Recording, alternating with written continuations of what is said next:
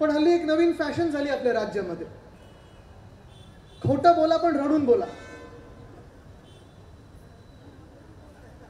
ते पाहिलं की नाही तुम्ही?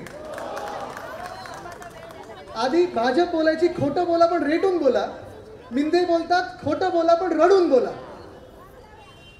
काय काय नाही, काल मला वाटतं एवढ्यासाठीच त्यांनी अधिवेशन घेतलं होतं की मुलांनी सांगितलं की माझे वडील किती अपयशी आहे ते त्यांना तोंडारे लोकांसमोर सांगायला हे एवढंच अधिवेशन होतं. जास्ती काही मी पण पाहिलं नाही, कारण त्यांना रडत बघायची सवय मला खूप आहे. रडारड ही काही नवीन नाही आहे, जुनी आहे. अनेक वर्ष मी पाहत आलेलो आहे. काही झालं की डोळ्यातून अश्रू काढायचे, रडायचं आणि जे काही पाहिजे ते मिळवायचं. पण आता लोक हे ओळखून आहेत, तुम्ही आम्ही सगळे ओळखून आहेत. किती उदाहरणं देऊ तुम्हाला. जसं काल ते रडले की काय मी नवरा म्हणून अपयशी ठरलो, मी वडील म्हणून अपयशी ठरलो.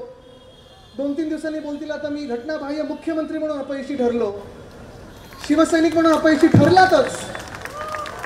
पण आजच तुम्हाला सांगतो, पुढच्या काही दिवसांमध्ये जे मी सांगतो ते तुम्ही सगळे देखील बोलाल की तुम्ही एक माणूस म्हणून पण, व्यक्ती म्हणून पण अपयशी ठरलात. ज्या व्यक्तीने तुम्हाला सगळं काही दिलं, ज्या नेत्याने तुम्हाला सगळं काही दिलं, ज्या परिवाराने तुम्हाला सगळं काही दिलं, ज्या पक्षाने तुम्हाला सगळं काही दिलं, त्याच व्यक्तीचे बाप चोरायला निघालात तुम्ही, त्याच व्यक्तीचा पक्ष चोरायला निघालात तुम्ही, त्याच व्यक्तीचं इमान चोरायला निघालात तुम्ही, सगळं काही चोरण्याचा प्रयत्न केला. पण आज पण तुम्हाला सांगतो मी, ह्या महाराष्ट्रातून 2 गोष्टी पुसू जाऊ शकत नाहीत. एक म्हणजे उद्धव साहेबांनी केलेलं मुख्यमंत्री म्हणून असलेलं काम, आणि दुसरं म्हणजे तुमच्या माथेवर गद्दार, बागचोर, पक्षचोर लिहिलेला तो शिक्का आहे, तो कोणी पुसू शकत नाही.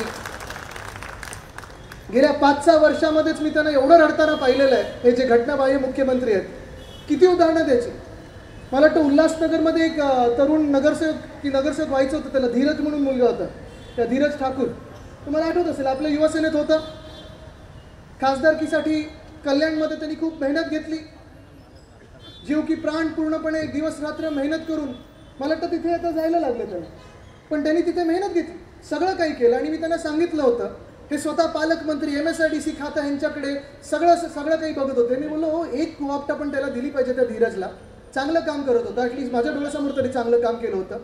त्याला कॉप दिला, चांगलं एक काम करणारा मुलगा आहे, तरुण मुलगा, पुढे येईल. जे रडारड सुरू केलेली आहे मातोश्रीमध्ये की नाही साहेब तुमचा विश्वास नाही, मी राजीनामा देतो, मी असं करतो. अरे मी बोललो, जाऊ देव, तुम्ही ठेवा ते कॉप तुमचं, तुम्हाला लख लागो. तसंच अजून एक मला वाटतं इकडचे आता जे मला हल्ली शिवाय देत असतात, आपल्यात काही वर्षापूर्वी आले होते, त्यांना तिकीट द्यायचं होतं, शहरातलं तिकीट त्यांना द्यायचं होतं. उद्धव साहेबांनी ठरवलं चला त्यांना तिकीट देऊया. मी पाहिलं एकदा उद्धव साहेबांसमोर हे पण रडतात ते पण रडतात, एकामेकांशी परत रडारड.